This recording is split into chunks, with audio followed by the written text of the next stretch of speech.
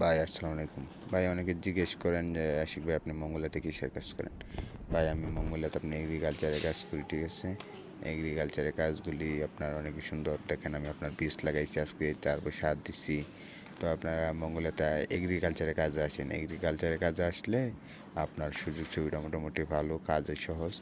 আর আমি অনেক যারা অলস টাইপের মানুষ বা বড় লোকের ছেলে বলতে পারছেন না, অলস টাইপ যারা এই যে মঙ্গোলিয়াতে আপনার ম্যানেজার মালিক পোস্টের জন্য আসবেন, এর আপনারা ভাই মঙ্গোলিয়াতে আসছেন না ভাই, কারণ আপনাদের জন্য এই মঙ্গোলিয়াটা খারাপ হইতেছে ভাই।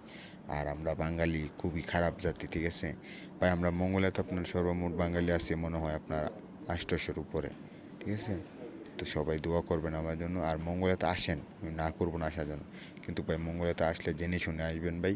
আর হচ্ছে আপনার এগ্রিকালচারের কাজে আসেন। আর অলস টাইপের মানুষ মঙ্গলাতে আসেন না ভাই, এটা আমি বারবার বলি, সবাইকে বলি ভাই। অলস টাইপের জন্য মঙ্গোলিয়া না, অলস টাইপের মানুষের জন্য অন্য অন্য ওয়াকান, ঠিক আছে? সবাই দোয়া করবেন আর আমার সাথে থাকবেন। আসসালাম।